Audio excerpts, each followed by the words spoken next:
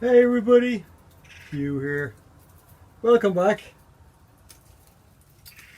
Well, this one is focused on pruning the lavender. It's a very pleasant job to do. The scent from the foliage is just superb.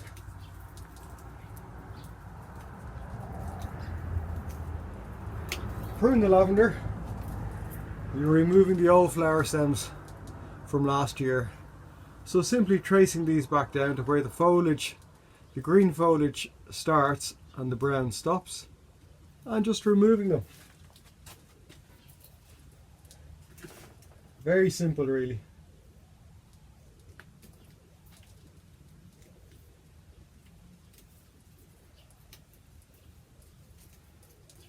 One of my first YouTube videos from a few years ago was showing pruning lavender that we had.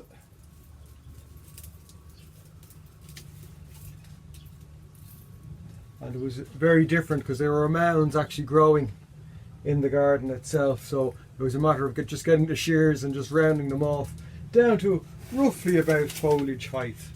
So you see that there, does that camera pick it up there? So you can see foliage height is what you're looking for to get that nice effect.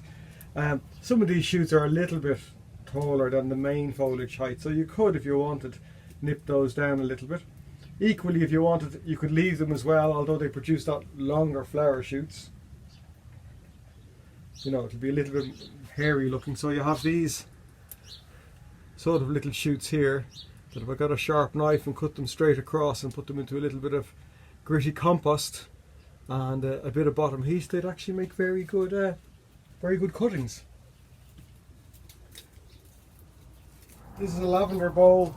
This is a lavender bowl that we did last spring.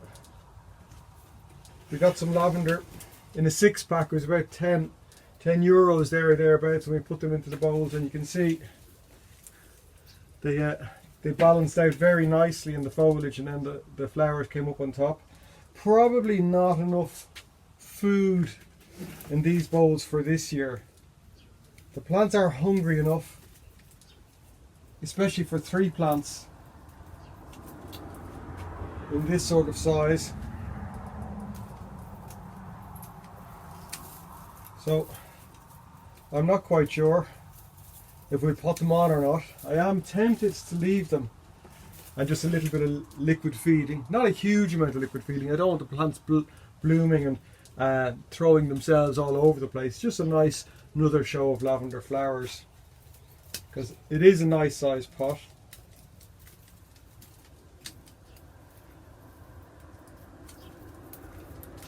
I could maybe knock them out of their pots, tease off a little bit of that old soil compost mix,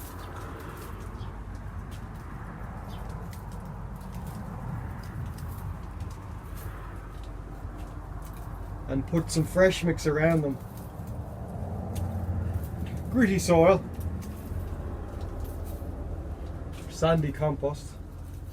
Lavenders do not like heavy soil.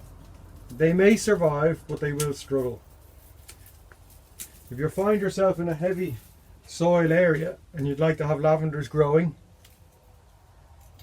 a good idea is to literally create a bed of compost and soil mix on top of the existing garden soil level.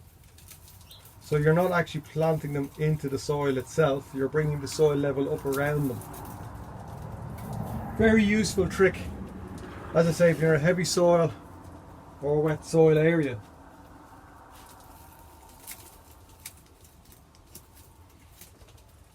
Of course, what YouTube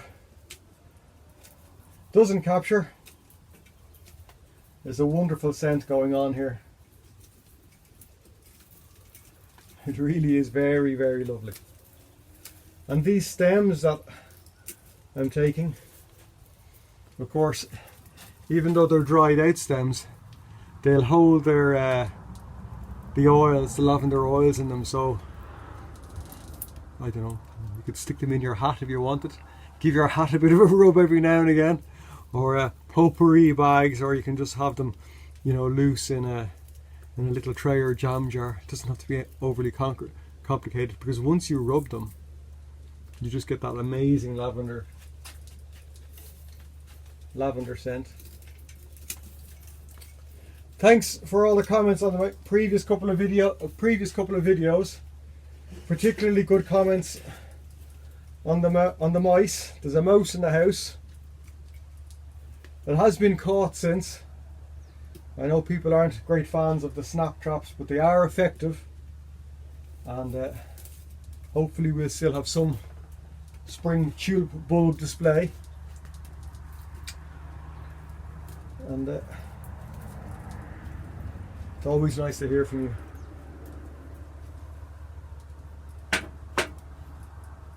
Anyway, there we go. Job done. Lavender's pruned, you can see. Fairly rounded off, and as they begin to grow, they'll really even out. They really will. And I don't know, will I try take a few cuttings? Might put them in a bit of water just to see what'll happen. Anyway, look after yourselves. Take care. Bye bye.